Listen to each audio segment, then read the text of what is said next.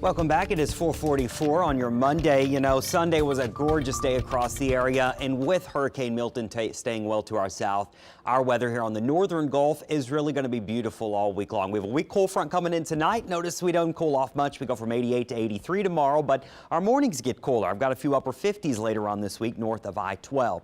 Here is the latest on Hurricane Milton. A tropical storm and really hurricane watches have been issued for a big portion of the Florida Peninsula. That's where they're getting ready for impacts from Hurricane Milton. The worst of it will be felt Wednesday into Wednesday night across Florida. And this storm, this hurricane, is a Category 2 this morning.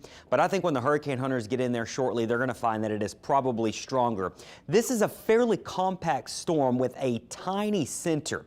Often what happens with these storms with tiny centers is they can really rapidly intensify. And we have several high-resolution models showing this as one of the stronger hurricanes we've ever had in the Gulf of Mexico. I mean, I'm not being dramatic there. We do think this is going to become a Category 4, but there are several models showing a Category 5 just north of the Yucatan Peninsula by later tomorrow. And then luckily, it looks like maybe the storm's winds will start to decrease as it nears Florida later Wednesday, but it could still very well be a powerful major hurricane with major surge. Remember, what the surge is doing out here can continue. Even if the winds come down, this is likely still going to be a major surge event for the western side of Florida. And coming in at this angle, storms don't typically come directly at Florida from the west. And this one is unique in that.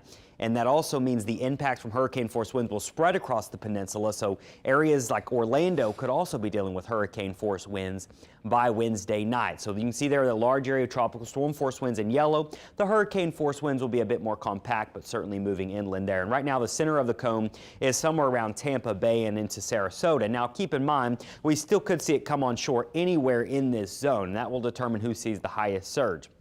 So if it comes in south of Tampa, that's good news for Tampa Bay, but worse news for Sarasota and Fort Myers. If it comes in a little further north, that is worse news for Tampa Bay. Remember, you get that onshore flow, and we're talking 8 to 12 feet of storm surge. Remember, Tampa Bay and those areas, they don't have a levee protection system like we do. So you can see there a model showing that powerful hurricane Category 4, at least our cool front coming down, steering it away from us. And then, yes, maybe the winds start to come down, but the large size of this means the surge is going to be a massive issue for parts of Florida.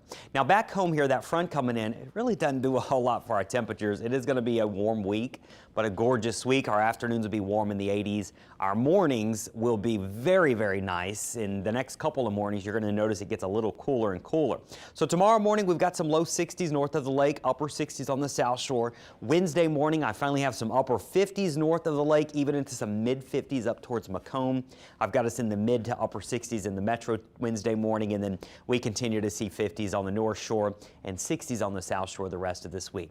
So the rest of our forecast this week looks great. By the way, Hurricane Kirk is starting to transition into extratropical system. Leslie is a tiny one out here. It's going to curve out the sea. Kirk is heading to parts of Europe, and then of course you have Milton in the Gulf of Mexico. But our weather here locally, no big concerns. Actually, not a drop of rain in the forecast. I don't even have cloud cover in our forecast. So we are going to stay breezy, some minor coastal flooding on the east-facing shorelines. Tides are maybe 1 to 2 feet higher than normal. That's about it. But other than that, there's really not going to be a whole lot for us to talk about this week, which we are thankful for. But we are thinking about our friends in Florida getting ready for Hurricane Milton. Once again, that's going to make landfall Wednesday evening, likely as a major storm. But for us, it is sunny afternoons with warm temperatures in the 80s and colder mornings.